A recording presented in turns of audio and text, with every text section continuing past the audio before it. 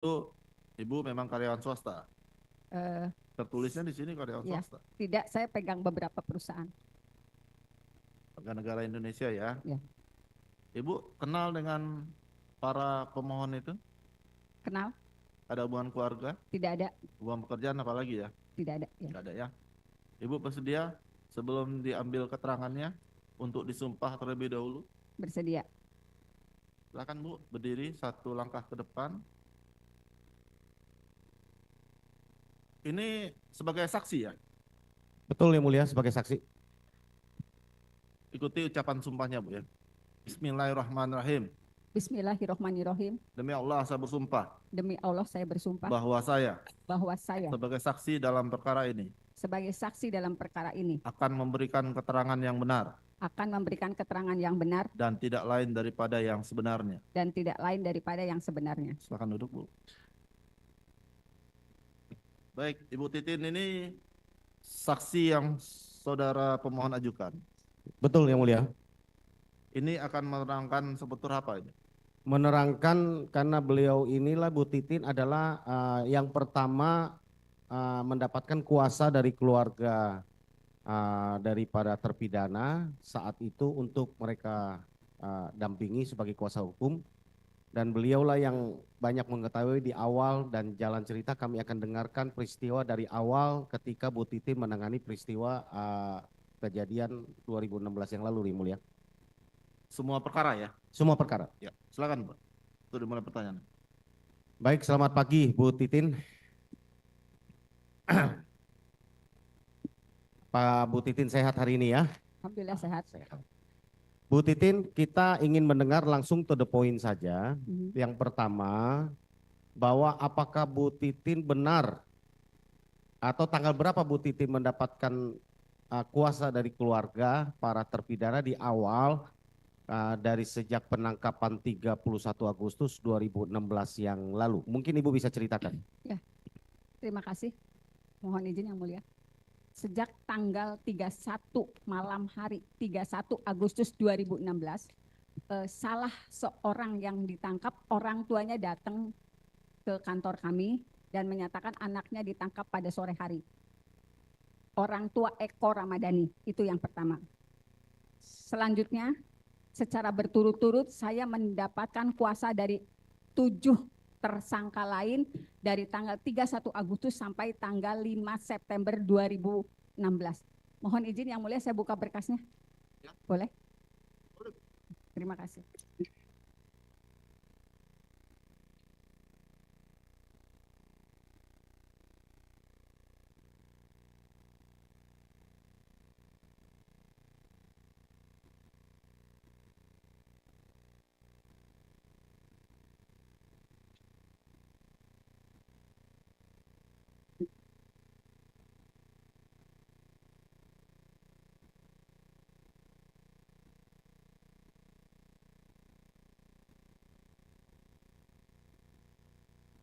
Udah ada Bu ya? Kopernya di bawah.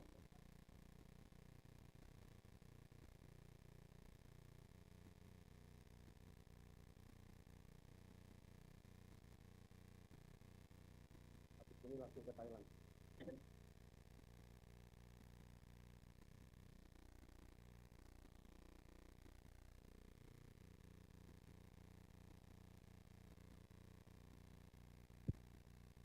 Ini surat-surat kuasa yang saya dapatkan dari orang tua. Silakan lihat. Kursinya kok. Silakan.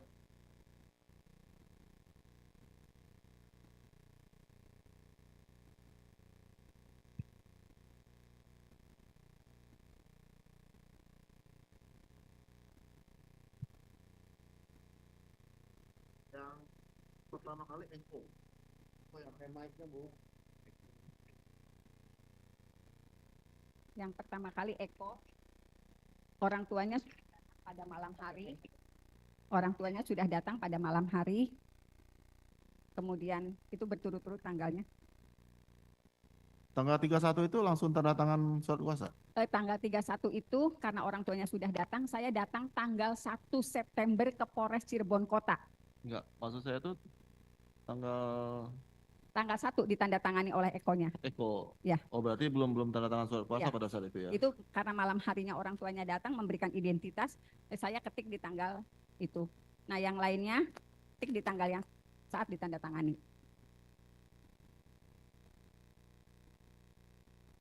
Kecuali Rivaldi. Kalau Rivaldi sudah dipegang pengacara lain. Rivaldi bukan ibu kuasanya? Bukan, Penasihat hukumnya, bukan? bukan. Jadi berdasarkan surat kuasa itu, saya datang ke Polres Cirebon Kota untuk bisa mendampingi semua yang sudah tanda tangan kuasa. Tetapi pada saat itu anggota Polres Cirebon Kota tidak mengizinkan saya masuk, tetapi mengizinkan surat kuasa itu ditandatangani dengan cara dititipkan. Jadi saya menyatakan waktu itu saya dapat kuasa, kemudian dikomunikasikan, belum ada perintah dari komandan untuk didampingi oleh pengacara. Jadi surat kuasanya silahkan dititipkan dulu. Jadi setiap surat kuasa itu saya titipkan, diambil keesokan harinya dalam kondisi sudah ditandatangani oleh semua tersangka waktu itu. Jadi saya tidak pernah bertemu.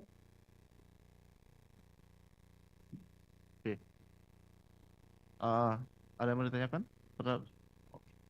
Silakan Pak.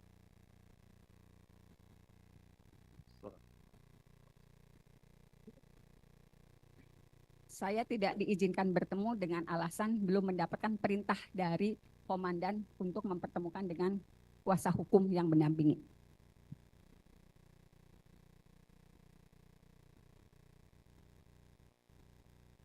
Ada pertanyaan? Ya, tanggal 1, tanggal 2, saya hampir setiap hari ke situ karena memang kan surat kuasa yang ditandatangani tanggal 2, saya serahkan tanggal 2. Untuk Gitu. Eko tadi tanda tangan Kalau apa? Eko dari malam, karena Eko pertama kali orang tuanya yang datang ke kantor saya. Tanggal 31 orang tuanya sudah datang, makanya saya ketik ini di depan orang tuanya, kemudian diperlihatkan tanggal 1-nya saya baru datang ke Polres Cirebon Kota. 1 September 1 September. 2016 ya? Ya, 2016. Saya serahkan waktu itu ke Bapak Imanuddin. Semuanya? Semuanya. Kan satu-satu Pak. Selain Eko? Ya. Oh Eko Semuanya. juga termasuk juga? Semuanya diserahkan karena beliau kenal dengan saya bilang pokoknya Bu Titin titipkan saja, besok diambil kembali. Jadi semua kuasa itu diserahkan pagi harinya, besok paginya baru diambil kembali dengan kondisi sudah ditandatangani. Oke. Anggota Polres Cirebon Kota. Saya lupa jabatannya apa itu. Enggak lupa saya lupa. Cukup ya, sampai duduk Ya. aja kita. Siap.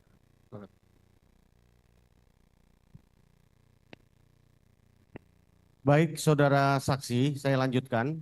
Setelah saudara saksi mendapatkan surat kuasa dari para terpidana, apakah saudara saksi dari tanggal 31 malam ya, Agustus ya, lalu baru tanggal 1, ya betul ya, 1 Septembernya, tanggal berapa saudara saksi berhasil bertemu dengan para pemberi kuasa? Terima kasih. Izin yang mulia. Ya. Jadi setelah mendapatkan seluruh kuasa, saya akan datang berturut-turut dari tanggal 1, tanggal 2, tanggal 3. Tetapi pada tanggal 2 sudah beredar foto-foto semua tersangka saat itu, semua yang ditangkap itu dalam kondisi babak belur. Tanggal 2 saya sudah mendapatkan foto-foto itu dari para keluarganya. Itu kan membuat kekhawatiran keluarga. Saya tetap datang ke Polres Cirebon Kota, saya memaksakan waktu itu kapan saya bisa mendampingi. Pas tanggal 3 saya ke sana, dikatakan kalau mereka sudah dititipkan ke Polda Jabar pada tanggal 3 September 2016. Tetapi kan karena memang belum seluruhnya yang nanda tangan kuasa, berarti di situ masih ada kuasa yang tanggal 5. Itu pun tetap ditandatangani. Silahkan yang mulia barangkali diperlihatkan kepada apakah 5 September. Atas nama siapa? Saya lupa yang mulia di situ sudah ini. Ya. Ini bukan? Ya. Ya. Ini tanggal 5. Ya, atas nama Jaya, ya. Ya. Apa betul ini surat kuasa? Ya, surat kuasanya ini. Ya. Ya. Ya. Iya, dua-duanya. Ya.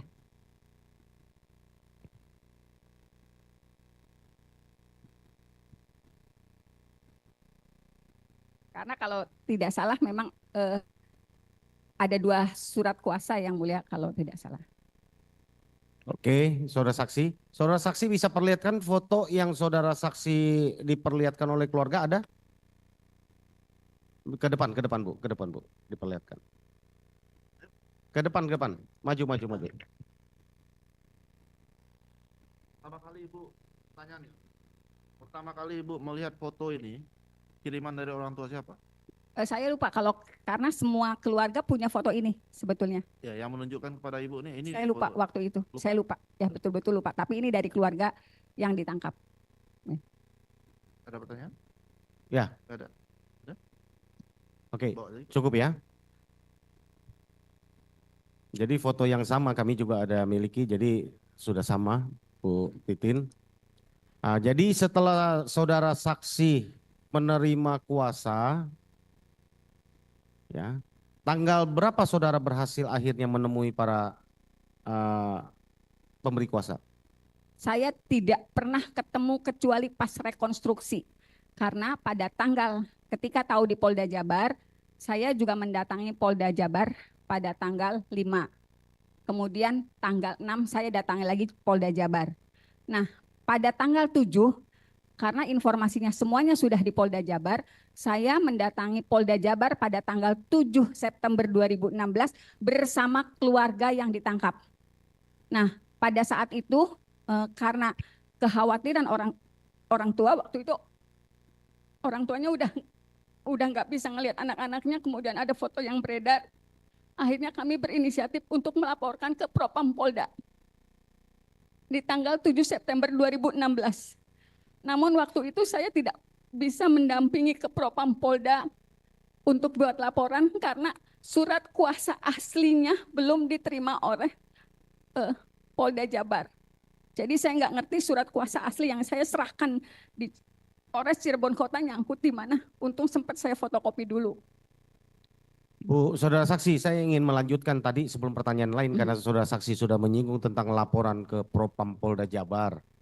Kami ingin mendengar keterangan dari saudara saksi, apakah laporan saudara saksi diterima, lalu apa proses lanjutan dari Propam Polda Jabar setelah menerima laporan dari saudara saksi? Bisa dijelaskan? Laporan ke Propam Polda Jabar tidak pernah ditindaklanjuti apa-apa. Saudara tidak pernah dapatkan surat pemberitahuan apa? Tidak sama sekali. Karena tidak pernah mendapatkan informasi apapun dari Propam Polda pada tanggal 13 September 2016. Saya juga bersama keluarganya melapor ke Komnas HAM. Saudara saksi pernah diperiksa di Polda Jabar di Propam? Enggak pernah. Sebagai pelapor? Enggak pernah. Enggak pernah ketemu? Enggak pernah. Selain waktu awal hanya melaporkan? Ya. Tidak ada tindak lanjut lain? Enggak ada. Tidak ada surat dari Polda Jabar Enggak ada sama memberitahukan sekali. tentang apapun dari Propam? Enggak ada. Tidak ada? Ya. Sampai bergulir kasus ini ya? Ya. Oke. Mohon dicatatkan mulia, ini keterangan sangat penting karena di dalam fakta persidangan ada kesan bahwa ini perkara Eko sudah pernah diperiksa secara etik di Propam Polda Jabar mengenai penganiayaan terhadap para terpidana terdahulu. Mengenai dari keterangan saudara saksi ini ternyata laporan dari kuasa hukum saat itu dari para terpidana belum pernah diproses. Laporannya di Propam Polda Jabar. Untuk dicatatkan saja di berita acara persidangan. Makasih yang mulia. Kemudian saudara saksi, kami ingin menggali lagi, bertanya, setelah tidak berhasil bertemu lalu saudara saksi ke Komnas HAM. Ya. Ya. Lalu apalagi yang saudara saksi lakukan? Ke Komnas HAM sebetulnya pengaduannya lebih rinci. Karena di situ dinyatakan kalau foto-foto ini juga dilampirkan ke Komnas HAM, kemudian juga di situ juga disebutkan ada Saka Tatal yang anak, kemudian juga disebutkan penangkapan yang tidak sesuai prosedur, semuanya disebutkan. Laporan pengaduannya arsipnya masih ada pada saya. Ada respon dari Komnas HAM?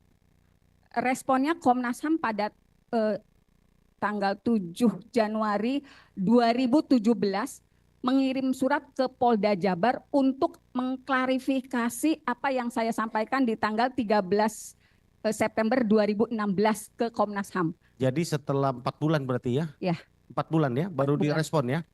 Bukan direspon, Komnas HAM mengirim surat kepada Polda Jabar untuk mengklarifikasi laporan saya. Iya, artinya baru direspon oleh Komnas HAM kan? Ya. Saudara saksi melaporkan kan bulan September. Ya, tanggal Baru 13 ada surat Komnas HAM ke Polda Jabar bulan Januari kan? Januari 2017. Ya, artinya 4 bulan sesudah saudara saksi melaporkan ke Komnas HAM. Ya. Sebelumnya tidak ada surat dari Komnas HAM atau apa? Tidak ada, karena surat itu juga diterimanya pada bulan Januari. Oke.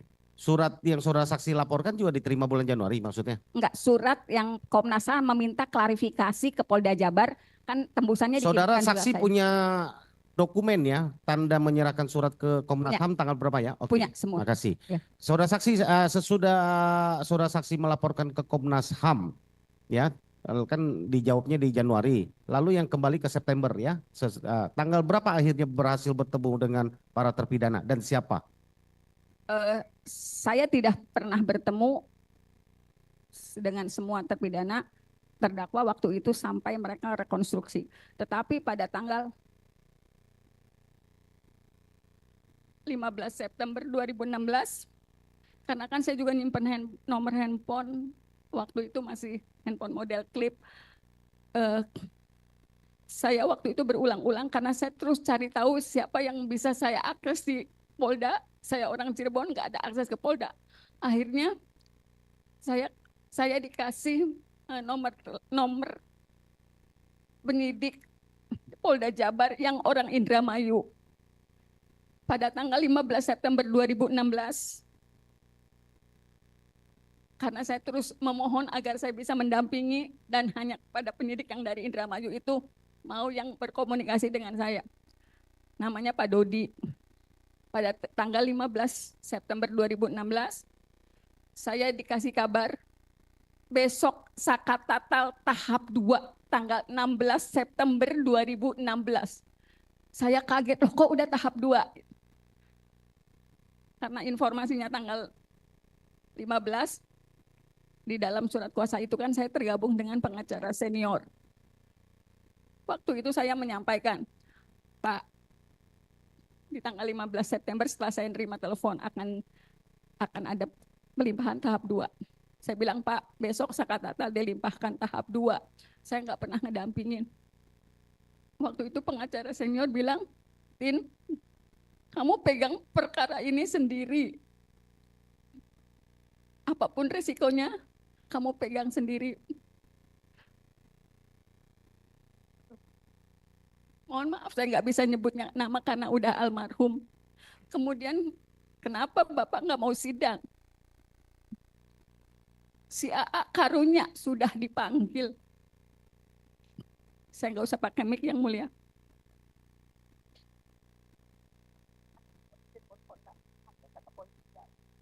Jadi minta untuk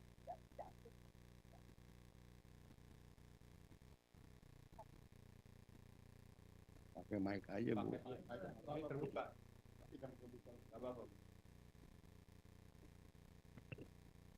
Jadi di tanggal 15 itu. Jawab. Maksudnya saya jawab tapi Ya kalau nggak, kalau ibu, kalau saya nggak mau jawab ya hak ibu. nggak apa-apa, saya jawab tadi tapi tidak. Oke. Kemudian pada tanggal 16 September itulah, 16 September 2016, saya baru bertemu dengan Sakatatal September 2016. Dan kondisinya BAP itu sudah jadi. Karena saya juga syok ketika tanggal 15 saya mengkomunikasikan, saya halus jalan sendiri. Tanggal 16 ketika Sakatatal datang itu ketemunya di kejaksaan dalam kondisi BAP sudah jadi. Hanya nama saya yang dikosongkan. Saya juga susah berkomunikasi dengan Sakatatal saat itu. Saya masih melihat luka-lukanya. Cuman kan pandangan matanya dia kosong banget. Saya susah, saya nanya apapun, dia juga nggak ngerti saya pengacaranya. Padahal waktu itu ada kakaknya, ada Selis. Tapi jangankan dengan saya, yang orang luar, orang yang dia tidak kenal. Dengan Selis juga, Saka, kamu apa yang terjadi? Dia nggak bisa cerita. Saka masih anak-anak waktu itu 15 tahun. Pandangan matanya kosong. Dia seperti berada di dunia yang dia nggak ngerti. Saya susah berkomunikasi. Saya baca BAP itu betul. Saya waktu itu mengambil resiko yang terbesar. Kalau saya nggak tanda tangani, walaupun saya tidak mendampingi, saya sudah dikasih kabar kalau ibu udah nggak mau tanda tangan sekarang, Sakatatal akan didampingi oleh pengacara yang ditunjuk oleh negara. Itu yang bikin saya berat karena saya dari tanggal 1 udah nyari mereka. Akhirnya walaupun saya betul tidak mendampingi saat BAP, di tanggal 16 itu saya tanda tangani karena sebelumnya juga saya sudah dikasih kabar ya akan berjalan sendiri dan resiko apapun harus diambil. Kalaupun ini saya berdampak pada profesi saya sebagai pengacara, saya siap dihukum. Saya siap menerima sanksi dari profesi advokat karena memang saya menandatangani itu.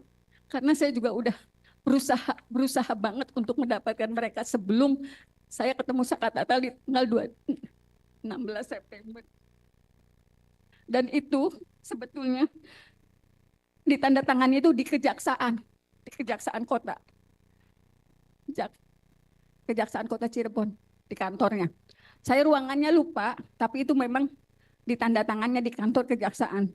Nah setelah itu, kalau tidak salah, jaksa waktu itu membuat satu dokumen lagi yang menyatakan kalau Sakatatal melakukan pemukulan. Itu pun saya nggak bisa konfirmasi ke Saka, betul nggak kamu melakukan itu? Karena betul-betul Sakatatal dalam kondisi yang susah diajak bicara. Saya tahu banget bagaimana dia ketakutannya saat itu. Jadi ada berkas lagi, tapi dokumennya saya nggak punya karena itu kejaksaan yang pegang, yang menyatakan Sakatatal memukul. Saya juga terpaksa menandatangani, kalau tidak ditandatangani, Sakatatal akan dipilihkan pengacara yang ditunjuk oleh negara. Baik, saudara saksi, sekali lagi saya ingin mengkonfirmkan saudara saksi masih punya BAP-nya Sakatatal yang saudara mengaku menandatanganinya di kantor kejaksaan tanggal 16 September supaya kita konfirmasi.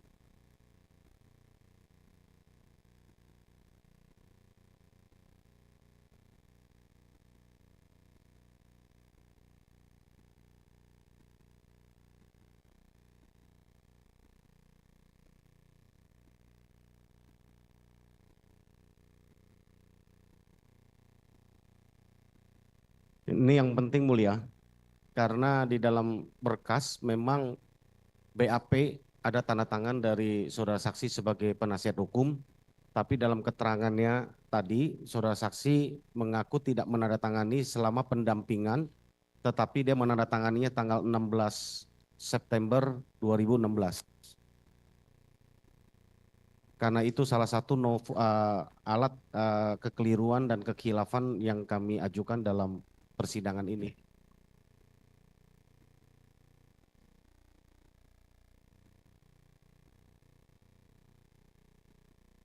Ada. Oke, ini aja Bu. Mungkin dihadirkan aja. Ya ini aja sama aja. Coba tanya tanda tangan Ibu bukan?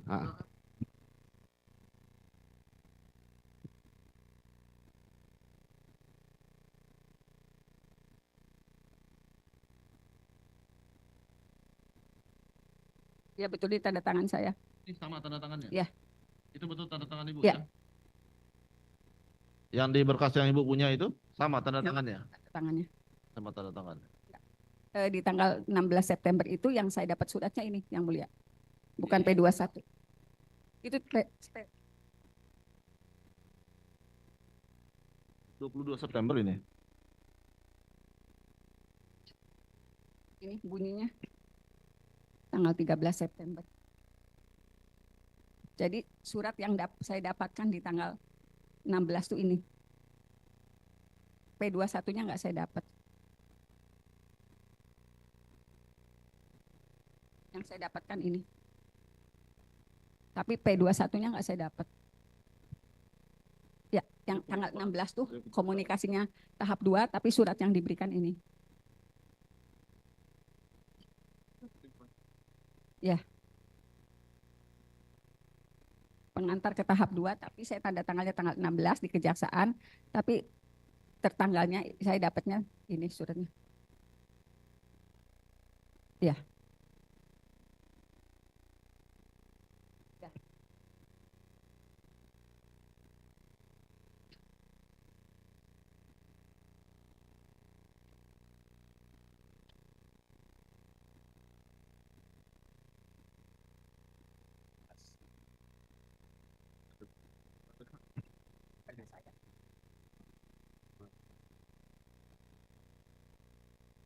Ini sudah tanda tangan sudah jadi. Sudah jadi. Karena kalau saya tidak tanda tangan, kata kalau ibu nggak tanda tangan akan didampingi oleh pengacara yang ditunjuk negara. Jadi saya memang tidak mendampingi saat diketiknya BAP Sakatatal. Ya. Ya. Ini BAP Sakatatal. Ya, BAP Sakatatal. Walaupun di sini ada tulisannya, tapi saya memang tidak mendampingi pada saat pengetikan. Jadi ini dibawa dari Polda Jabar ke Cirebon dalam kondisi sudah jadi, tinggal tanda tangan saya. Ada pertanyaan termohon terkait surat ini? Cukup ya? Ya. Berarti semua surat tanda tangan di tanggal 16. Ya, tanggal 16 dengan informasi dari anggota Polda yang menyatakan ini tahap 2. Iya, tanggal 16 tahap 2. Karena ditandatangannya di ruangan kejaksaan. Cuman saya lupa ruangan apanya. Ini saya kembalikan lagi surat kuasa sama surat yang tadi baru ditunjukkan. Silakan Bu, duduk. Pak, duduk. Oke. Saudara saksi. Jadi yang di BAP tadi itu betul tanda tangan saudara ya, saksi ya? Ya, Di betul. BAP ya? Ya. Dan saudara saksi menandatanganinya bukan saat pendampingan di Polres Kota Cirebon ataupun di Polda Jabar ya? Bukan. Tetapi di Kejaksaan pada saat tahap 2. kejaksaan mana jelasnya? Kejaksaan Kota Cirebon. Kota Cirebon, Ya. tahap 2 ya? Tahap 2. Oke. Saudara saksi, berapa BAP yang saudara tanda tangani? Hanya untuk tersangka Sakatatal atau dengan terpidana lain? Hanya Sakatatal saat itu. Hanya Sakatatal Ya. saat itu. Saudara saksi bertemu dengan Sakatatal saat itu? Waktu tahap 2? Bertemu. Ketemu. Bagaimana keadaannya?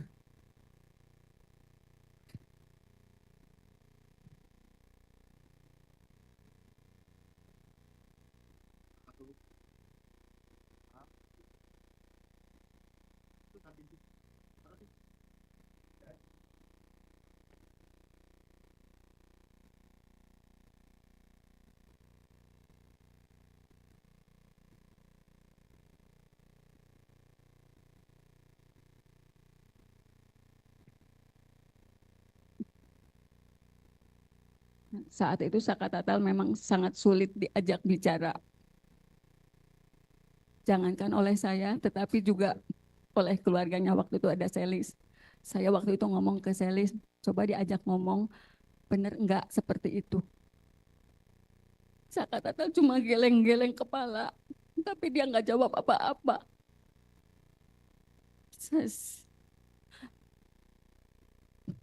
Dia juga masih kelihatan ada bekas luka-luka, bekas sundutan rokok di mukanya. Dan ketika komunikasi juga kita tidak dibiarkan, misalnya saya dengan Sakatatal dengan keluarganya, enggak selalu ada yang mendampingi dari pihak kepolisian. Cuman saya nggak bisa sebutkan karena saya juga lupa. Jadi memang kondisinya betul-betul sangat kelihatan syok.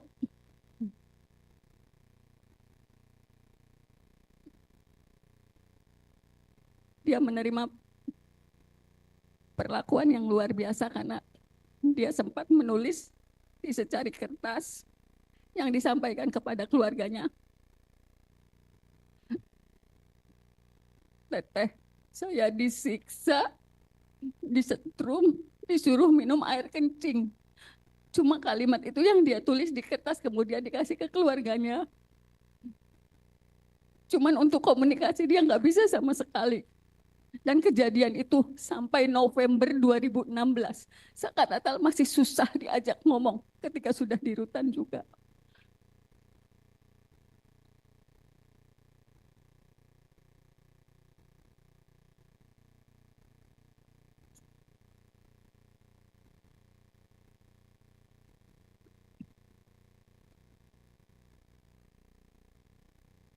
Sudah, saudara saksi, cukup. Kami ingin mengetahui tersangka yang lain di awal kan para keluarganya memberikan kuasa kepada saudara saksi selain Saka Tatal. Apakah yang lain itu saudara saksi berhasil menemui dan kapan berhasil menemuinya? Dan apakah masih saudara saksi menjadi kuasa hukumnya untuk selanjutnya? Kecuali Saka Tatal, saya yang lainnya tidak pernah menemui. Karena memang tidak pernah diizinkan untuk masuk ke Polda Jabar. Tetapi pada saat rekonstruksi, yang 5 orang itu sudah didampingi oleh kuasa hukum yang berada di Bandung, Pak Jody Nainggolan. Apakah Pak Jody tidak terkonfirmasi mengenai kuasa yang diberikan oleh saya nggak paham. Tapi pada saat rekonstruksi barulah saya dan keluarga semua terpidana melihat anak-anak itu dibawa ke Cirebon. Termasuk Sudirman? Ya, termasuk Sudirman. Kami mendengar saudara saksi pernah di dalam podcast mengatakan saudara dekat sekali dengan Sudirman. Bagaimana bisa ceritakan terpidana Sudirman?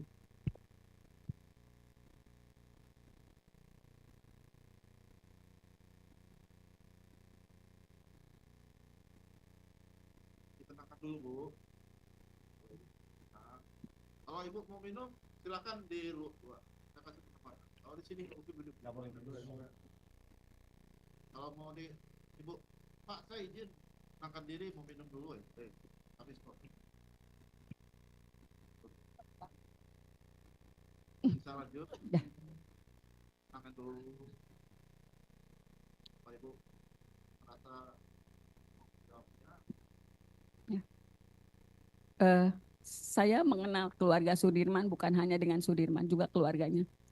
Karena ketika saya pegang kuasa, saya cari tahu bagaimana latar belakangnya, bagaimana prototip keluarganya, bagaimana karakter mereka secara keseluruhan.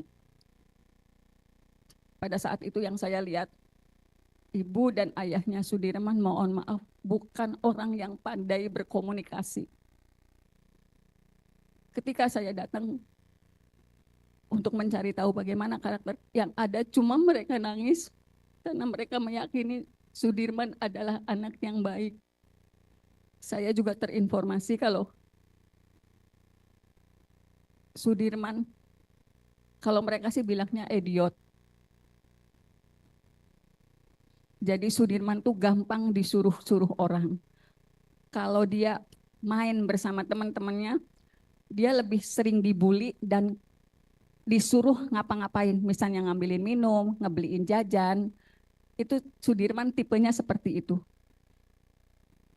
Tetapi saya juga dapat informasi dari yang lain, dari tetangganya, Sudirman tidak pernah bergaul dengan yang lain. Jadi dia di rumah, kemudian ke musola, selalu sholat berjamaah, dan mainnya tidak jauh dari lingkungan rumah.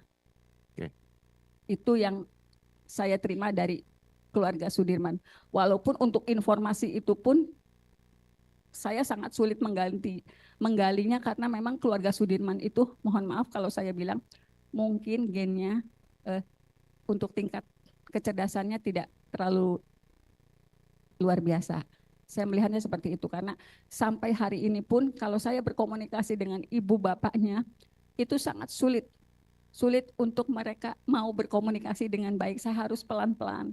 Apalagi ibunya sama sekali, misalnya Sudirman dulu kayak gimana, belum apa-apa dia udah nangis. Gimana saya mau menggali masalah Sudirman ke ibunya. Saya dapat informasi semuanya dari kakaknya, Beni. Itu yang masih bisa menceritakan bagaimana Sudirman sebenarnya. Jadi mohon maaf kalau di lingkungan sekitar, itu Sudirman jadi bahan-bahan olokan karena dia, kalau orang Cirebon ngomong anak idiot. Gitu. Karena Sudirman itu lulus SD ketika dia berumur 17 tahun. Jadi nggak naik kelasnya sampai empat kali. Oke, makasih saudara saksi. Pertanyaan saya terakhir, bagaimana saudara saksi bisa menceritakan keadaan dalam ruang sidang dan kapan khususnya Sakatatal ya?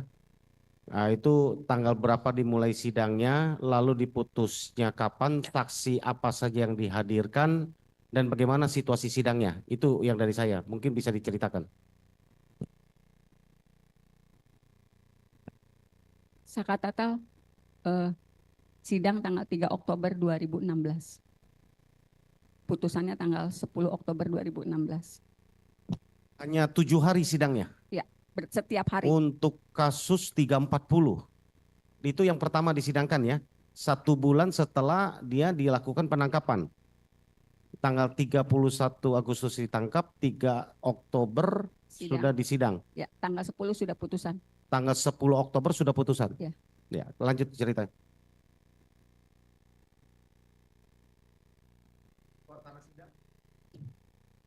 Sidang untuk Sakatatal memang tertutup, dihadiri oleh 3 orang majelis karena dia sidang anak. Tetapi kondisi di luar sidang, kami mendapat tekanan yang luar biasa. Karena waktu itu, karena yang dihembuskan adalah isu geng motor yang memiliki kekejaman luar biasa, itu pula, dan mereka sangat sadis, itu pula yang disampaikan oleh Hakim Ketua, Ibu Etik waktu itu ketika ditanya wartawan. Geng motor kekejamannya sangat sadis. Saya masih punya clippingnya. Saya masih pegang clipping korannya. Jadi setiap Sakatatal dibawa ke ruang sidang menuju lorong, jangankan Saka, saya juga mendapatkan perlakuan yang luar biasa. Saya sempat diludahi karena dianggap membela pembunuh. Bahkan ada anggota dewan namanya Pak Jafarudin yang langsung memimpin sidang. Dengan suara keras dia menyatakan, nanti anaknya pengacara juga mengalami nasib serupa seperti Vina. Mobil saya juga sempat digoyang-goyang. Walaupun saya berusaha parkir agak jauh. Kemudian intimidasi itu kami rasakan betul karena saksi-saksi alibi yang dihadirkan itu datang tanggal jam 9 pagi, tetapi sidang baru menjelang maghrib. Kita kondisi sudah sangat lelah, psikologis kami juga sudah rusak. Karena semua saksi juga sepertinya sudah ada yang menginformasikan kalau saksi-saksi itu akan meringankan Sakatatal. Jadi saksi juga mendapat perlakuan yang sama. Kemudian dari Kejaksaan Tinggi juga hadir di ruang sidang Sakatatal. Aparat dari kepolisian selalu bersenjata lengkap di dalam ruang sidang Sakatatal. Di pintu ruang sidang Sakatatal. Kemudian pada sidang dewasa ternyata kondisinya lebih parah lagi. Karena saya juga menjadi kuasanya Sudirman. Sebetulnya di ruang sidang dewasa itu 2 perkara sekaligus dijadikan 1. Nomor perkara nomor 4 dan nomor perkara nomor 3. Jadi walaupun saya pegang perkara nomor 4 atas nama Sudirman yang bergabung dengan bekas perkaranya Hadi dan kawan-kawan, tetapi saya juga bisa menyaksikan digelarnya sidang Eko dan Rivaldi yang di berkas terpisah. Karena waktu itu majelis mengizinkan, udah daripada mondar-mandir ibu diam aja di dalam tapi tidak bertanya karena bukan perkara yang dipegang.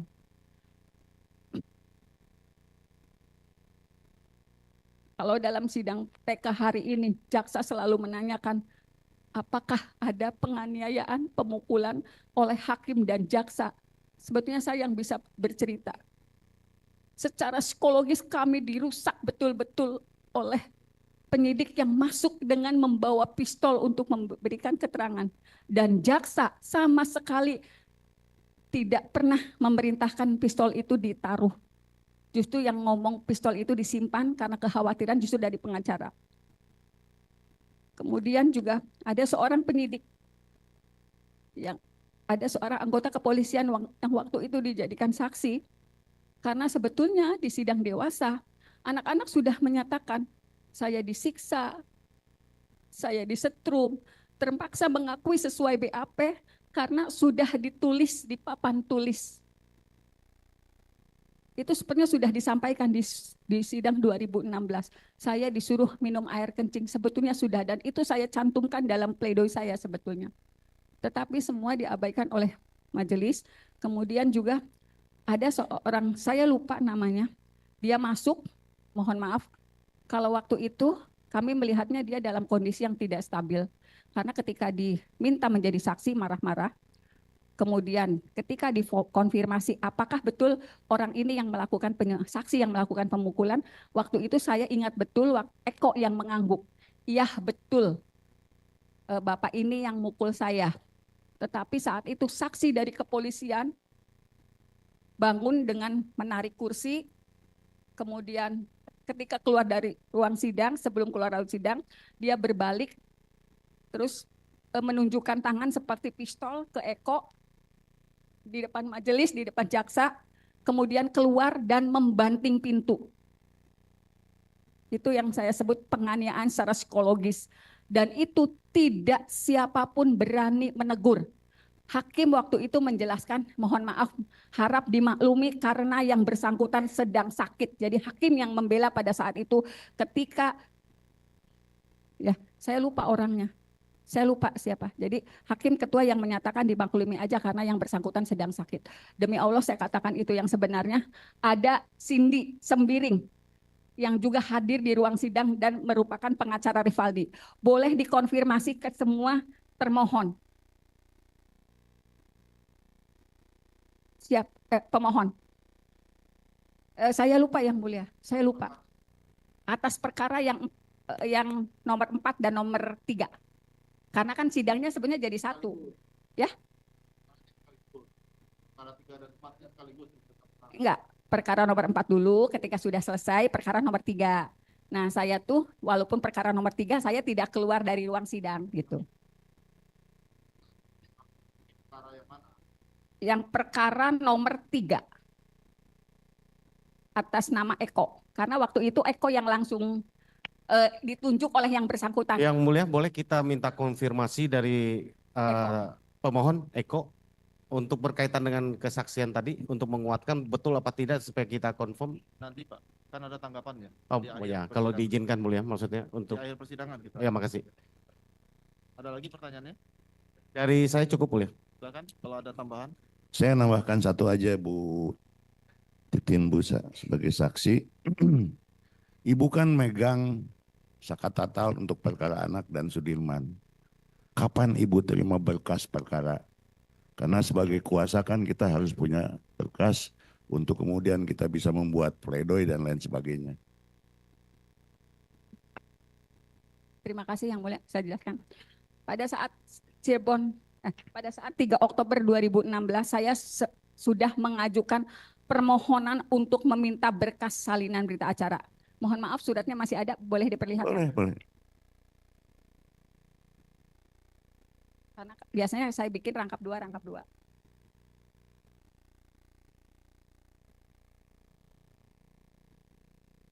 3 Oktober pada sidang.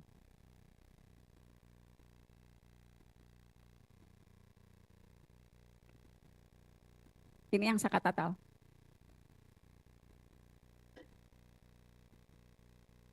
Ini permohonan untuk berkas perkara Sakatatal. Ya, di pengadilan. Saya ajukan ke majelis ya, di ruang sidang.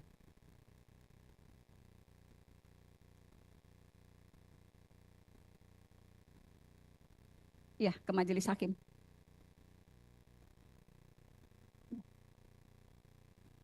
Ya, sidang pertama.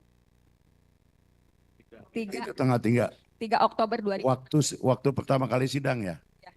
Tetapi saya tidak diberikan, dan waktu itu panitera hanya memberikan 2 BAP atas nama Dede dan Aep. Selebihnya saya tidak terima apapun berkas Sakatatal yang harus saya perdebatkan di persidangan.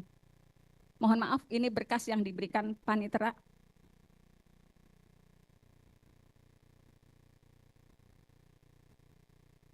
Diberikan.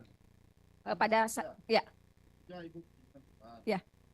tanggal 4 diberikan ini. Hanya ini 2 macam ini. Ya, karena setiap hari sidang. Depannya mana ya? Ya, ini Aep. Hanya 2 ini yang diberikan. Dengan alasan waktu itu belum selesai dijilid. BAP, Dede dan Aep.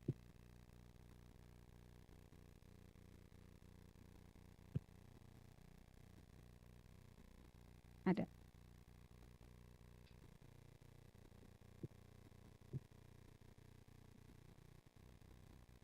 Ada. Yang di saya ada. Ini yang di Sakatatal.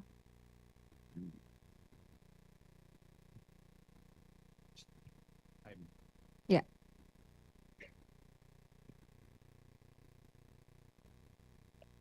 Ada lagi yang mau ditunjukkan? Ada. Enggak, yang selain yang tadi masih ada yang ditunjukkan lagi? Iya masih. Jadi yang Ibu terima itu berkas dari perkara yang lain kan? Bukan. Ini berkas ini yang tebal itu diberikan pada saat Kan yang sidang saya dibuka. tanya, kan Ibu mohonkan kepada majelis untuk insahel lah istilahnya gitu loh, berkas-berkas. Umumnya kan langsung ya silakan dengan panitera biasanya gitu ya. Nah yang Ibu terima kan kemudian diberikan oleh panitera itu berkas itu. Bukan, nggak diberikan. Yang diberikan hanya 2 ini, BAP Iya. Dede dan Aep. BAP Iya. Dede dan Aep. Iya, itu kan bukan berkasnya. Iya. Bukan kan? Berkas yang di perkara lain kan? Enggak, kan keterangan Dede dan Aep Jadi hanya itu yang Ibu dapat. Ya, hanya diberinya hanya BAP-nya Dede dan Aep. Apa Ibu nggak minta lagi? Saya sudah ini, tapi memang belum selesai dijilid. Karena kan sidang juga cepat katanya, nanti juga diberikan belum, setelah itu. belum selesai dijilid tapi udah di sidang. Sidang. Ya. Agak kurang paham saya. Tapi oke lah. Ya. Alasannya belum selesai dijilid. Tapi sudah disidangkan. Iya. Berapa kali Ibu minta permohonan untuk mengkopi atau Ya, setiap menginsahil sidang juga saya berkas? minta ke panitera, kan kalau surat resminya sudah saya berikan ke majelis. Tetap sampai akhir Ya. sidang tidak diberikan kecuali yang 2 ini. Ya, ketua kecuali BAP-nya Dede dan Aep. Kan memang kalau sidang anak itu Cepat. peradilannya cepat ya Bu. Ya kalau seminggu saya pikir nggak masalah juga gitu. Pertanyaan saya adalah bagaimana Ibu membuat pembelaan untuk perkara ini? Kan Saya Ibu nggak pegang berkas. Ya. Fakta persidangan juga apa adanya gitu. Bagaimana Ibu bisa merunut dari awal kejadian sampai adanya pembunuhan? saya membuat pledoi itu berdasarkan keterangan saksi yang sebetulnya terus diarahkan. Jadi gini, pada sidang Sakatatal yang dimintai keterangannya itu Sakatatal terlebih dahulu. Keterangan terdakwa terlebih dahulu, kemudian keterangan saksi belakangan, saksi alibinya belakangan. Jadi saya membuat pledoi ini hanya berdasarkan keterangan-keterangan di sidang. Tetapi karena keterangan Sakatatal sebagai terdakwa diminta lebih dahulu, ketika saksi bersaksi hanya majelis waktu itu Ibu Etik selalu mengatakan Saka sudah ngaku. Jadi semua diarahkan sesuai dengan BAP. Bahkan ketika salah seorang saksi menyatakan pada pukul 10 malam itu Sakatatal ke bengkel, saya ingat betul.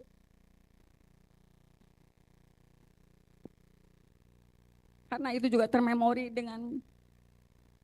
sampai hari ini dengan kerasnya ketika saksi menyatakan pada jam 10 tanggal 2 kami tuh lewat ke flyover Talun mau ke bengkel. Tetapi karena di situ ada rame-rame, ada polisi, mereka mengira razia. Sebelum selesai menjelaskan, Ketua majelis waktu itu menyatakan, mana ada bengkel buka pukul 10 malam. Jadi semua keterangan saksi yang disampaikan itu selalu diarahkan sesuai BAP ketika karena Sakatatal dulu yang dimintai keterangannya. Jadi pembelaan saya waktu itu hanya berdasarkan keterangan-keterangan saksi di persidangan walaupun ditolak seluruhnya. Kemudian seperti yang saya sampaikan tadi pada tanggal 15 September 2016 saya sudah harus menghadapi sendiri ketika saya menyusun pledoi. Itu kan nomor perkara yang dicantum. Saya ngetik pledoi itu, tetapi nomor perkara yang dicantumkan waktu itu nomor perkara 16. Karena ngetiknya di kantor, mungkin waktu itu karyawan tuh masukinnya nomor pendaftaran surat kuasa. Saat saya menjadi kuasanya Sakatatal 195 itu nomor surat kuasa. Ketika saya membacakan pledoi, setelah itu hakim menolak dengan alasan tidak pernah memeriksa perkara nomor 195, padahal itu nomor surat kuasa. Jadi saya pada saat pembelaan dianggap tidak melakukan pembelaan. Karena kita menyatakan banding, saya terima berkas banding jaksa tanggal 26 Oktober 2016, karena kan banding. Saya nerima berkas banding jaksa tanggal 26 Oktober 2016. Karena tetapi jaksa menyerahkan memori banding itu tanggal 24 Oktober 2016. Saya baru terima berkas memorinya tanggal 26. Saya menjawab memori banding, kontrak memori banding jaksa sekaligus menyerahkan memori di tanggal 31 Oktober 2016. Tetapi dalam putusan di tingkat banding, ternyata memori banding dan kontrak memori banding saya oleh pengadilan negeri tidak pernah diserahkan ke pengadilan tinggi. Saya punya dokumennya kalau saya pernah menyerahkan memori banding dan kontra memori banding, tetapi oleh pengadilan negeri. Punya dokumennya mana coba?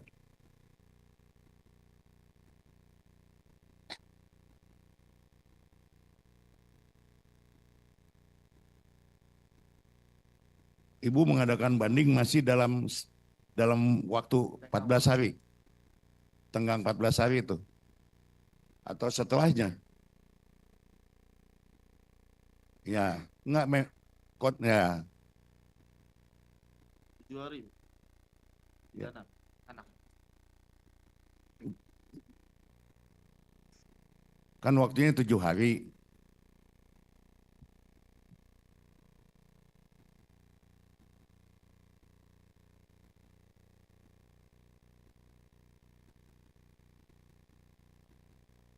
Pertanyaan saya masih dalam waktu tenggang 7 hari enggak?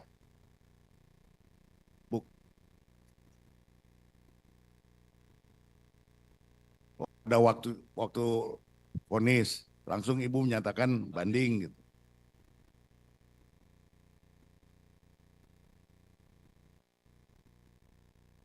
Ya nggak apa-apa itu mah. Ya coba lihat.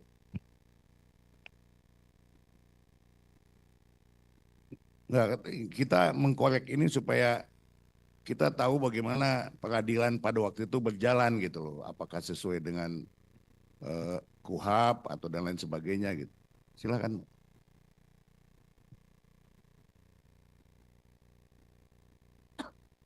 Ada enggak? Kalau nggak ada, dilanjutkan dengan pertanyaan berikutnya. Ya, Bu. Ada yang bisa membantu untuk mencarinya? Antara Ibu Titin ini lanjut untuk memberikan keterangan.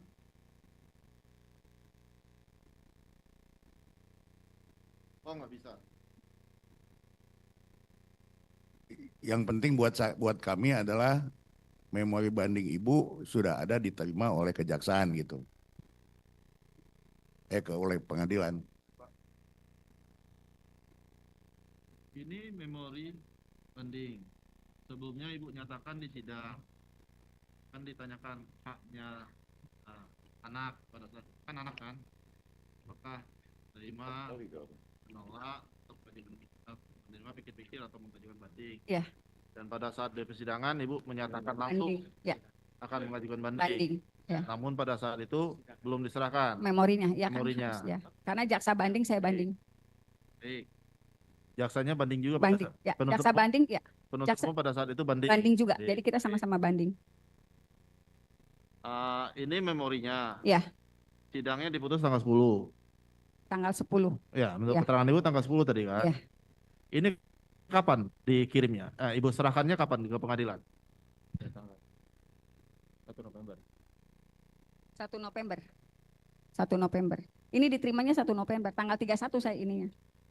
Saya lupa itu. Diputus tanggal 10. Ya. Ibu serahkan ke pengadilan tanggal berapa ini? Kalau ini terimanya tanggal 31 sebetulnya. Cuman saya lupa ini saya bikinnya tanggal 31 tapi berkasnya itu kan ada. Diterima pengadilan tanggal 1. Ya. Diserahkan tanggal 1 November ya. Ya.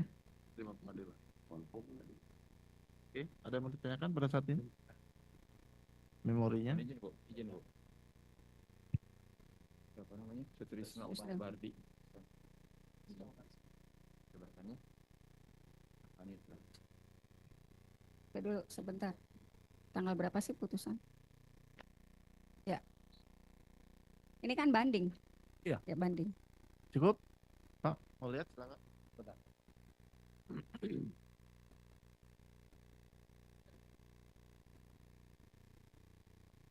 Cukup ya, silakan. Masih ada? Jadi terkonfirmasi ya Bu ya bahwa memori banding Ibu diterima di Ya. pengadilan. Tetapi putusan banding menyatakan Tidak Ibu pernah menerima. tidak memberikan memori banding. Ya. Begitu ya putusannya. Mohon dicatatkan majelis. Satu lagi nih. Ini soal pembelaan. Saya terus terang saya lamalah saya jadi pengacara ya. Dan tidak pernah menemukan yang seperti ini. Karena ini bukan masalah prinsip. Itu masalah teknis, salah ketik dan masalah itu. Betul, Ibu tidak diterima pembelaannya. Betul karena tertuang dalam putusan. Tertuang dalam putusan kami tidak pernah memeriksa nomor perkara sekian. Tertuang dalam putusan di pengadilan negeri.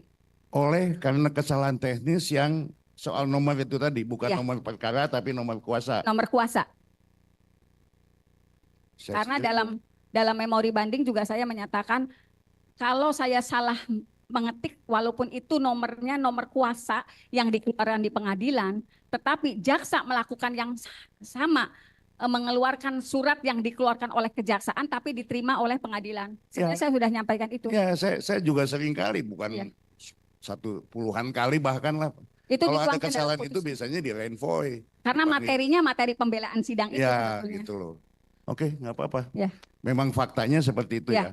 Karena dituangkan dalam putusan, kami tidak pernah memeriksa nomor perkara sekian, ada di dalam putusan 195 sekian.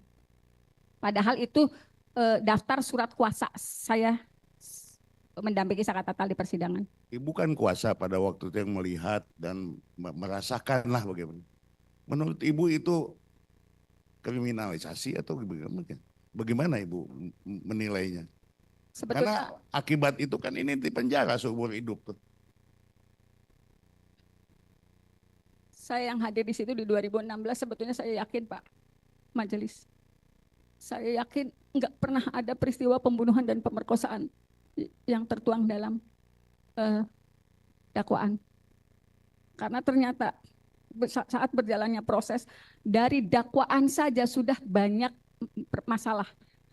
Misalnya gini, pada dakwaan Saka Tatal itu Peggy yang disebut DPO oleh jaksa disebutkan turut melakukan pemerkosaan. Tetapi di dakwaan nomor 4 Peggy hanya meraba-raba. Silakan itu diperiksa oleh kejaksaan. Jadi orang yang sama di peristiwa yang sama melakukan tindakan berbeda di dakwaan Saka Tatal dan di dakwaan 5 terdakwa waktu itu. Di dakwaan Saka Tatal itu Peggy turut memperkosa yang pada akhirnya dibebaskan di Prapin. Tetapi di dakwaan orang dewasa Peggy hanya meraba-raba dan itu terkonfirmasi ketika Polda Jabar melakukan jumpa pers ketika Peggy tertangkap. Kemudian saya melihat itu rekayasa karena anggota kepolisian dari Polsek Talun yang melakukan olah TKP itu tidak pernah mengakui berkas yang disodorkan di pengadilan mengenai jatuhnya korban karena judulnya pembunuhan dan pemerkosaan. Jadi waktu itu anggota Polsek Talun sudah menyatakan darah itu hanya berada di tubuh korban laki-laki, di tubuh korban perempuan, kemudian juga ada serpihan daging di tiang PJU, kemudian juga ada warna motol yang nempel di median jalan. Jadi sudah disampaikan di persidangan dan mereka menolak sketsa yang disodorkan majelis. Apakah ini sketsa yang dibuat? Kami tidak pernah membuat sketsa itu. Sebetulnya sudah dijawab oleh anggota Polsek Talun yang menyatakan itu kecelakaan lalu lintas. Kemudian juga sebetulnya dari 2016 saya sudah mendapatkan informasi. Orang tua pelapor yang mengalami kecelakaan lalu lintas sudah mengajukan klaim asuransi diduga pada tanggal 27 Agustus 29 Agustus 2016. 27 kejadian, 28 dimakamkan, 29 Agustus 2016 saya mendapat informasi sebetulnya klaimnya diajukan. Kalau untuk waktu itu kan kecelakaan tunggal. Kalau untuk anggota TNI dan Polri, anggota keluarganya walaupun kecelakaan tunggal mendapatkan penggantian dari jasara harja. Nilainya hanya separuh. Dan sudah di ACC informasinya, silakan ini barangkali dari Kapolri sendiri yang harus menindaklanjuti. Informasinya cair 12,5 juta. Tapi karena pada tanggal 31 dini hari ada informasi mengenai kesurupan yang menyatakan ini adalah pembunuhan dan pemerkosaan dan sebetulnya di sidang 2016 itu disampaikan oleh orang tua Vina. Sebetulnya saya nggak tahu masalahnya, saya taunya kecelakaan, tapi tiba-tiba ada yang kesurupan itu pembunuhan, pemerkosaan, terus saya dikasih tahu. Jadi gitu. Jadi berubahnya konstruksi kecelakaan itu setelah adanya rekaman kesurupannya Linda. Tapi waktu itu tidak disebutkan nama Linda. Di persidangan hanya disebutkan temannya Vina ada yang kesurupan dan menyatakan ini pembunuhan dan pemerkosaan. Itu disampaikan di persidangan oleh orang tua korban dan saat itu orang tua korban perempuan meyakini informasi dari kepolisian. Karena mereka memberikan rekaman itu kepada anggota kepolisian. Ya, tadi Ibu belum menjawab apa yang saya maksud. Kan Ibu yang merasakan dan melihat dan Ibu yang menjadi kuasa pada waktu itu sehingga A sampai Z-nya tentu Ibu tahu. Nah, dalam persidangan karena ini menyangkut predikat kita sebagai kuasa hukum, maka ini saya perlu pertanyakan. Kenapa saya perlu pertanyakan? Ini jadi pelajaran untuk yang akan datang. Hal-hal seperti ini tidak boleh lagi terjadi. Kalau ada yang menyatakan bahwa ini kemudian jadi pengadilan sesat, terserahlah ya. Tapi saya menyatakan jangan lagi terjadi hal seperti ini. Masa dalam persidangan tidak diberikan berkas? Bagaimana mau bikin pembelaan? Apa gunanya Ibu ada di sana? Juga nggak ada gunanya juga, hanya melengkapi pasal aja bahwa didampingi. Itu faktanya bahwa kemudian Ibu menandatangani BAP di kejaksaan. Itu bagaimana ceritanya? Saya juga malu mendengarnya, Bu. Ya tapi udahlah, saya hanya memohon mudah-mudahan hal-hal seperti ini tidak terjadi lagi dan ke depan kita akan bisa lebih baik lagi. Terima kasih. Ya, Yang Mulia izin yang ringan-ringan saja Yang Mulia. Bu Titin kan memang menjadi kuasa hukum dari Sakatatal untuk perkara Sakatatal dan kemudian kuasa hukum Sudirman untuk perkara nomor 4 dan tadi Ibu cerita bahwa Ibu juga hadir di perkara nomor 3 ya. Oke. Pertanyaan saya, nih kalau bisa Ibu ingat-ingat supaya ini clear dan clean di dalam proses pengajuan PK ini, apakah termohon yang jaksa yang ada di sini ada yang terlibat tahun 2016? Lupa saya. Lupa. Udah. Enggak. Terus majelisnya berbeda? Berbeda. Berbeda. Oke, clear and clean. Karena beliau ini hadir di dalam 3 perkara untuk peristiwa yang sama. Hanya ibu ini yang, hanya bu saksi ini yang bisa menceritakan karena dia hadir di seluruh perkara. Ya, kasus peristiwa Eki dan Vina ini di split. Tapi yang jelas bahwa ibu hari ini tidak terintimidasi, Saya tidak terintimidasi, tidak ada perlakuan kasar ke ibu hari ini. nggak ada. Terima kasih. Majelis, saya mau tanya satu hal saja. Saya ingin ketegasan Ibu Titin sebagai saksi. Ibu Titin tidak pernah mendampingi para tersangka pada saat penyidikan ya.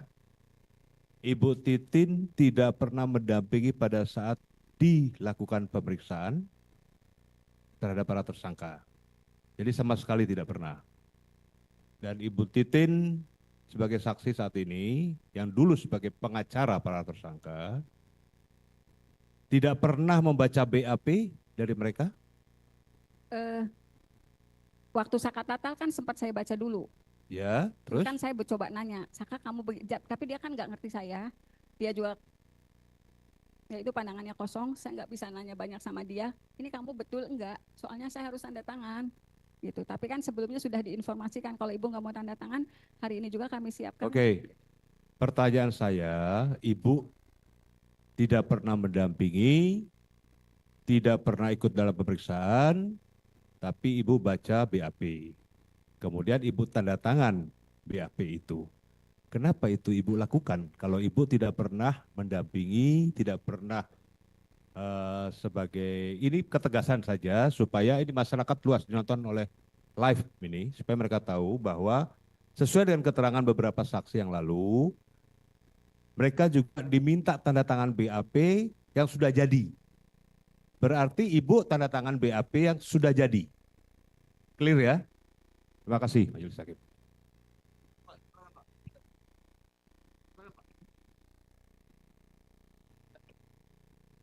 Baik, terima kasih Yang Mulia. Saudara saksi, miris saya dengarnya, dengarnya. Saudara saksi, upaya apa yang Anda lakukan pada saat dalam pemeriksaan itu? Yang tidak bisa mendampingi, atau membuat surat kah? Atau protes? Atau mengadu kemana? Saya ingin penjelasan itu. Ya. Lanjut, kita skor dulu ya.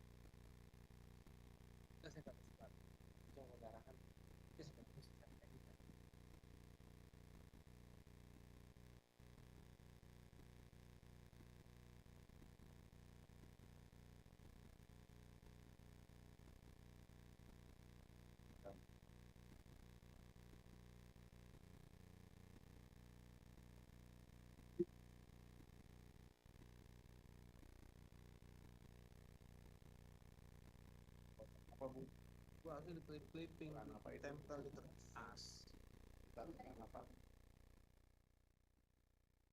Oh, iya maksud saya tempel biar kelihatan rapi.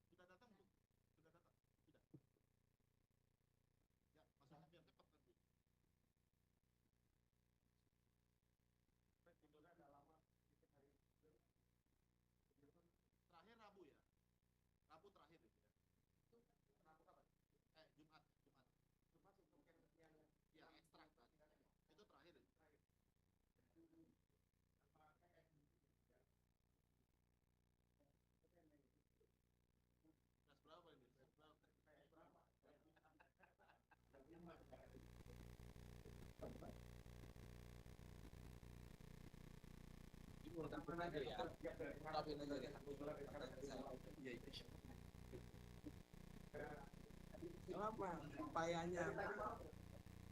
Tapi saya sedikit saya tekan ya. Bikin camp ya. Bikin camp ya. Ton, nanti Ton.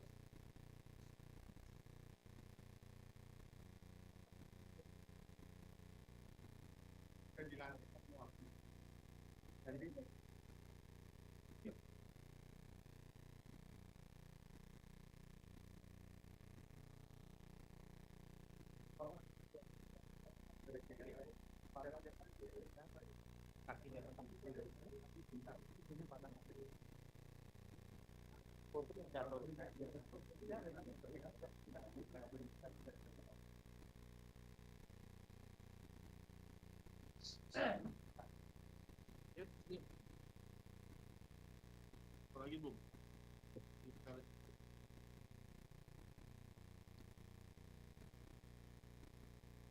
Itu aja pertanyaan. Belum. Ibu cari tiket pesawat aja dulu.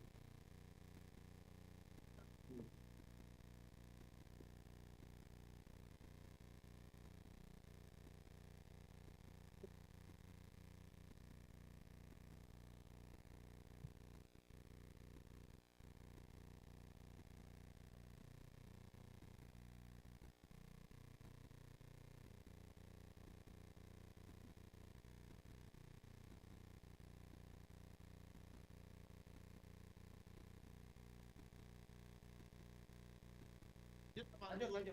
Ya, tunggu yang tadi. Ya, udah. Skor cabut ya. Sidang tetap menyatakan terbuka untuk umum. Silakan, Bu. Jawab. Terima kasih Yang Mulia. Sebetulnya saya nggak ngomong banyak hal yang saya lakukan dengan cara saya melapor ke Propampolda, ke Komnas HAM. Sebetulnya saya berharap banyak dari institusi itu karena laporan-laporan yang saya sampaikan. Karena kan tidak pernah ada yang tahu kalau para orang tua tersangka saat itu sangat berharap saya bisa mendampingi anak-anaknya. Sangat berharap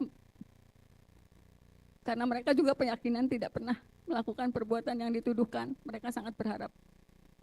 Walaupun dalam kondisi berat, saya mendapatkan tekanan saat persidangan. Saya juga jauh sebelum sidang, orang tua daripada tersangka ini terus memohon agar, karena mereka yakin anak mereka tidak salah. Saya juga sebut karena saya orang media, saya juga sempat memohon kepada media. Ini ada yang salah dari perkara ini. Saya pernah jadi redaktur di perusahaan besar, Pak, Pikiran Rakyat. Suami saya juga pernah jadi ketua PWI. Saya berharap dengan posisi saya sebelumnya, sebelum saya jadi pengacara, saya berharap dapat support dari teman-teman saya di media saat itu.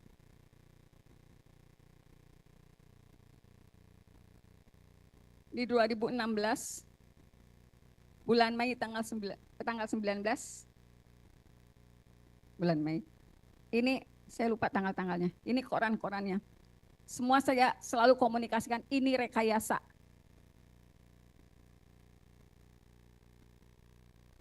Saka susah diajak komunikasi, saya selalu katakan ini ke media. Tetapi ketika saya menyatakan, boleh? Baca, Bu, kalau Ibu tujuh. Baca. Ayo, Bu.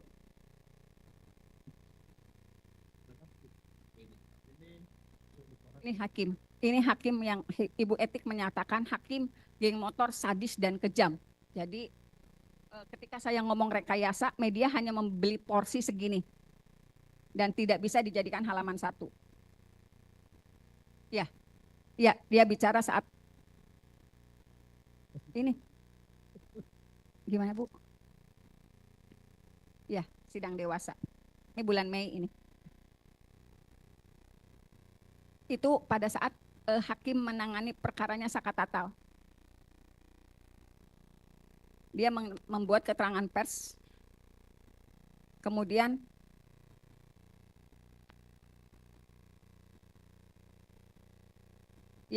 Jadi kalau misalnya, karena memang sebetulnya ada instruksi untuk tidak memberikan porsi pada pengacara. Saya mendapat informasi itu dari salah satu wartawan media, dipanggil oleh institusi tertentu, kemudian dikatakan tidak usah porsi pengacaranya diambil, blow up saja kekejaman geng motornya. Waktu itu wartawan tersebut menyatakan yang pegang perkara ini Bu Titin, dia ada demitnya wartawan, ini nomor handphonenya, dikasihinlah ke orang yang melarang itu. Ya.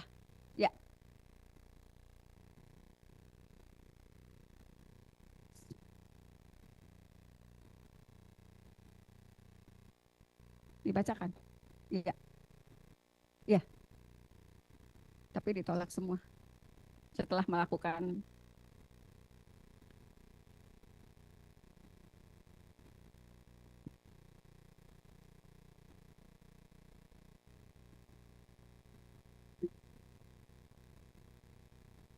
ini demo-demonya Bu. Saya punya 115, itu cuman handphonenya nggak kebawa. Ada 115 foto. Ini demo di depan pengadilan. Ya. Enggak, yang di pengadilan itu yang anggota polisi yang mengacungkan tangan tapi ke Eko. Karena waktu itu Eko mengatakan, ya saya dianiaya oleh orang itu gitu.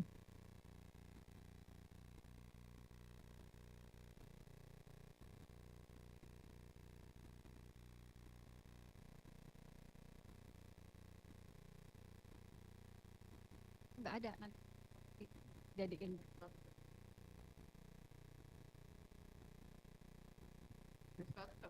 Gimana? SK itu Saka Tatal. Saka.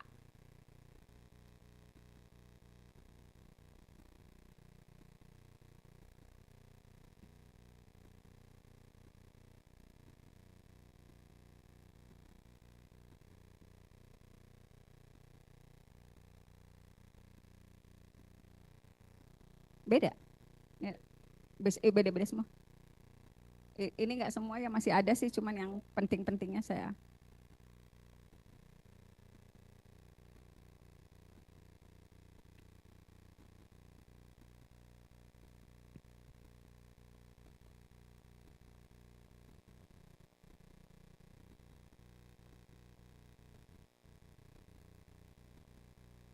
Ini nih, yang dakwaan berubah tuh ada.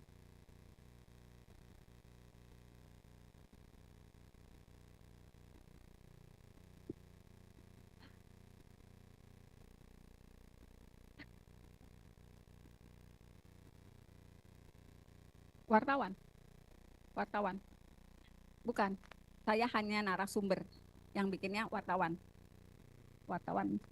Ini Andri wartawannya. Ada nama inisialnya, karena saya kenal satu-satunya.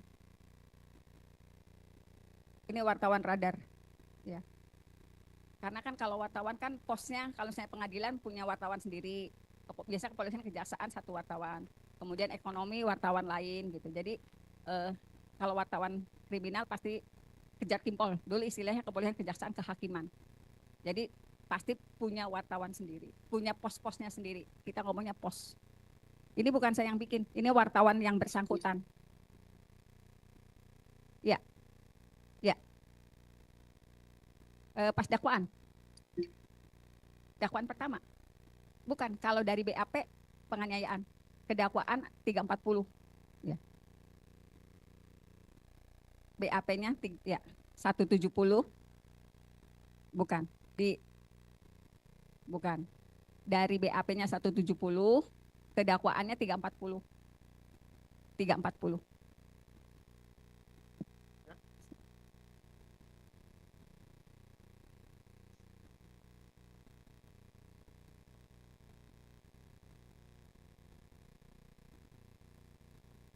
Baik.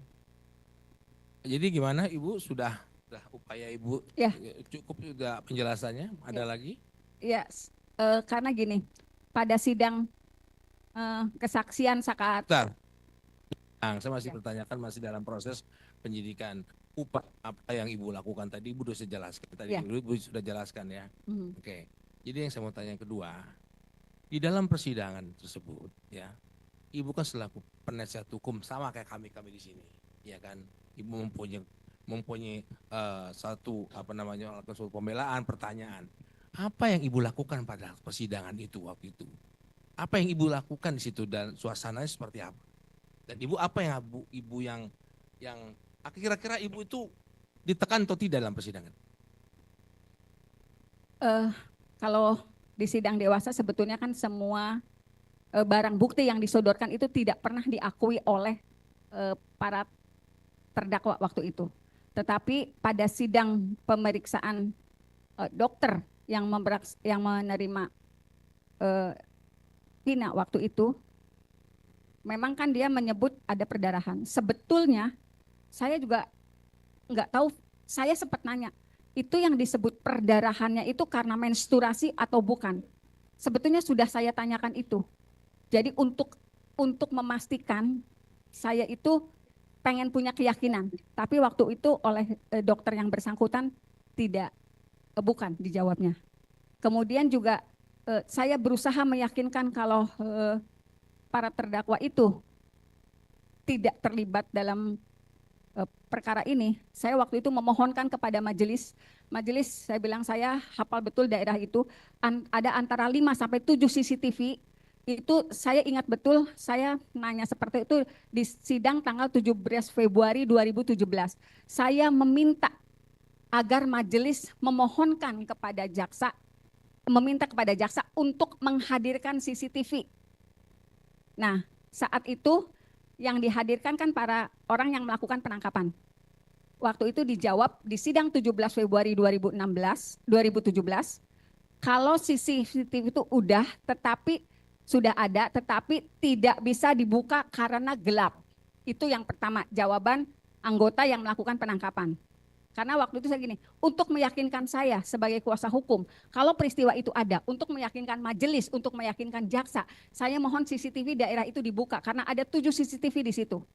Kemudian dijawab seperti itu oleh anggota yang dihadirkan sebagai saksi, Gugun Gumilar, dan karena waktu tanggal 17 Februari 2017 itu semua saksi yang melakukan penangkapan yang dihadirkan. Jadi saudara saksi sempat menyampaikan itu di persidangan. Ya, meminta rekaman CCTV dibuka.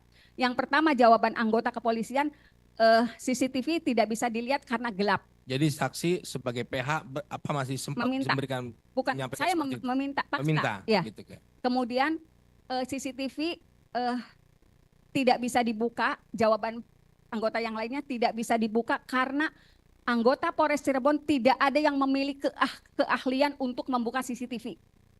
Nah, Baik. Waktu itu juga saya memohonkan kepada majelis apakah bisa mendatangkan ahli untuk membuka CCTV. Baik, itu lagi. Dalam ruangan sidang, saudara saksi sebagai penasihat diintimidasi atau tidak?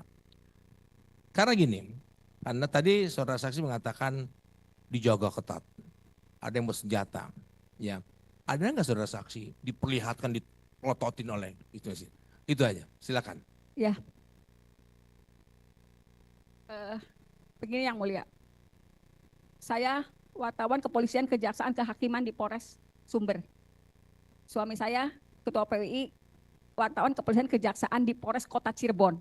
Jadi saya dengan suami sama-sama punya pekerjaan yang sama tapi beda pos liputan. Saya memang kenal dengan beberapa anggota tetapi kan tidak terlalu dekat. Saya paham betul ketika misalnya saya datang, ada anggota yang megang senjata, kemudian juga ketika saya masuk, dia ngelihat saya dengan cara yang sangat Di mana berdiri? Di mana? Di dalam? Di luar atau di langsung pengunjung atau di dalam atau di mana? Kan berdirinya di pintu sidang, di pintu. Dalam pintu persidangan masuk. mulai seperti ini? Ya. Jadi kalau saya masuk nongkrongnya di depan pintu sambil begini sambil sidang sudah dimulai? Ya. Sidang sudah dimulai? Baru pas masuk sidang. Nah itu selalu seperti itu pada sidang Sakatatal. Jadi semua. Artinya saudara saksi dipelototin atau bagaimana? Ya dipelototin. Jadi nggak nyaman lah ya saudara saksi. Jadi Ah. seorang saksi sebagai penasihat hukum gak nyaman ya, diintimidasi. Dan itu agak berubah ketika rekonstruksi. Saya ingat betul peristiwanya ketika rekonstruksi, saya waktu itu minta diantar suami saya. Enggak, maksud saya yang di dalam persidangan aja, bukan rekonstruksi. Ya, maksudnya kan gini, sama kan ketika rekonstruksi kan sama. Sama, misalnya kondisinya semua pengacara tuh mendapat perlakuan tidak nyaman karena semua gerakannya tuh seperti diperhatikan betul. Nah, ketika rekonstruksi, saya mau ngambil berkas, saya minta kunci lah ke suami saya. Saya bilang, ngambil kunci. Kebetulan suami saya sedang ngobrol dengan anggota Polres Kota Cirebon. Terus tanya, itu siapa? Istri saya. Hah? Istri kamu? Nah, dari situ melototnya mulai berubah. Gitu. Jadi mungkin tahu suami saya juga wartawan dan ketua PWI, kemudian jadi mulai enggak sekeras dulu ketika dia belum tahu istri dari ketua PWI itu. Dari awal keras banget, tapi setelah itu agak turun. Jadi sebetulnya kenapa saya ingat betul, karena buat saya juga tekanannya luar biasa majelis. Sebetulnya kalau misalnya yang tahu hadir di situ bukan cuma pengacara kok, jaksa juga dalam kondisi tertekan. Saya yakin betul kita betul-betul tidak nyaman ketika bersidang. Kalaupun mohon maaf sekarang jaksa bersikeras tetap meyakinkan peristiwanya ada. Sebetulnya jaksa yang hadir di situ nggak nyaman tahun itu. Yakin gitu, saya sih yakin betul. Sekarang bagaimana kita misalnya hakim tidak bisa memarahi ada anggota yang membanting pintu di ruang sidang dengan alasan maklumi saja. Padahal waktu sidang Sakatatal, dalam catatan saya yang dihadirkan itu Supri dan Jaya. Itu menyatakan saya terpaksa mengakui karena ditodong pistol oleh Bapak Rudiana. Ada kok di catatan saya, walaupun memang tidak terakomodir dalam putusan. Itu di mana ditodongnya? Waktu itu kan diminta sebagai saksi. Bukan di Betul. persidangan. Bukan di persidangan saat di Polres Cirebon Kota. Saya terpaksa, sebentar saya lihat catatan dulu. Ingat-ingat aja Bu ya, terus ya saya mau Nanti korek saya terus. bongkar catatannya. Oke. Karena dia menyatakan saya ditodongi pistol oleh Bapak. Tapi Ibu Rudiana. sendiri sempat ditodong nggak? Ya. Ibu sempat ditodong nggak? Dibentak-bentak nggak? Kalau saya Saksi. enggak, cuman memang pandangan ajanya yang kabuk. Saya bilang, kenapa kemarin ngelihat saya kayak mau nelen? Saya sempat ngomong gitu sih ke anggota kepolisian. Kenapa sih ngelihat saya kayak orang menelan aja gitu. Gitu. Baik yang mulia. Cukup, makasih. Satu aja ya. Izin majelis. Sebagaimana tadi kita sudah dengar ya, dan juga kesaksian daripada saudara Sakatatal dan para terpidana yang lain, memang tidak pernah ada pendampingan dalam BAP penyidikan mereka ketika di Polres ya. Jadi prinsip Miranda Rules itu memang tidak diterapkan. Nah, yang saya ingin ketahui penegasan lagi, kapan saudara saksi itu sebenarnya mulai mendampingi saudara Sakatatal? Karena Sakatatal pun menyampaikan sebenarnya dia nggak pernah tahu tuh, nggak pernah kenal siapa kuasa hukumnya. Coba saudara saksi jelaskan, mulai kapan itu? Pada hari pertama sidang. Oke. Ya, pada hari pertama sidang saya mendaftarkan kuasa, kemudian mendampingi Sakatatal saat persidangan. Itu Sudah ditanyakan tadi. Ya. Ya, Ya, tapi lain. pada saat yang di kejaksaan itu katanya kan menandatangani. Yang menghubungi saudara saksi siapa? Bapak Dodi dari Polda Jabar. Ya, karena kan begini sebenarnya. Kalau penyerahan tahap 2 artinya semua berkas sudah lengkap, kan gitu. Ya, kalau ada yang masih kurang kan masih petunjuk sebenarnya kan. Nah, Ibu dihubungi oleh polisi. Ada tidak dorongan dari yang bersangkutan mengatakan bahwa isi BAP itu benar? Sehingga Ibu tanda tangan. Ya seperti disampaikan, ini Saka sebenarnya sudah mengakui Bu. Dia bilang kok udah tahap 2, saya bilang kan saya belum mendampingin. Yang dewasa juga sudah mengakui semua perbuatannya. Jawabannya seperti itu. Itu. Jadi sudah disampaikan, iya. Oke, terima kasih. Terakhir ya. Satu aja, saya tadi nangkep penjelasan saksi soal ada saksi penangkapan yang dihadirkan. Artinya itu saksi yang menangkap, ya kan? Nah, kalau bandingkan dengan BAP-nya Rudiana, Tidak ada itu penangkapan. Yang ada dia mengamankan. Tapi faktanya di persidangan dihadirkan saksi penangkapan yang namanya Gugun dan seterusnya. Begitu ya. Tolong catat. Prinsip sekali ini. Ibu pernah mengajukan gerasi untuk para terpidana? Saya tidak pernah mengajukan gerasi karena setelah mereka vonis memang tidak ada komunikasi lagi mengenai nasib mereka gitu. Ibu pernah mendapatkan informasi mereka pernah mengajukan gerasi? Tidak pernah. Di tahun 2024 itulah saya ditanyakan oleh wartawan, Ibu pernah ngajuin gerasi? Enggak, saya bilang. Oh. Nah, saya juga konfirmasi ke keluarganya apakah dulu pernah mengajukan gerasi, mereka juga tidak mengerti. Jadi para terpidana pun tidak pernah mengajukan gerasi ya? Kalau Melalui pengacaranya tidak. melalui pengacara tidak ya? Tidak. Oke, makasih. Ya. Cukup ya. Silakan dari termohon. Ada pertanyaan? Silakan Pak. Cukup ya. Cukup. Dari pemohon ada yang mau ditanggapi keterangan Ibu ini? Eko? Ada yang ditanggapi?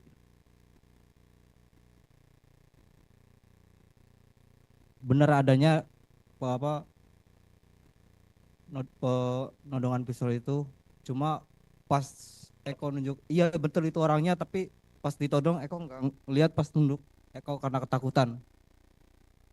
Peristiwa Terus itu ruangan memang ada ya? ruangan persidangan juga bukan di bawah, di atas. Ya. Yang mulia.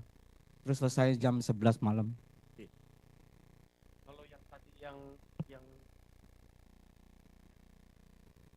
betul Pak Argi, saya ditodong pas penangkapan itu ditodong pakai pistol, disuruh ngaku. Cukup ya tanggapannya? Iya. Ya, terima kasih Bu atas keterangannya dan kehadirannya. Terima kasih banyak. Pemeriksaannya sudah selesai. Bisa pulang atau bisa duduk di dalam.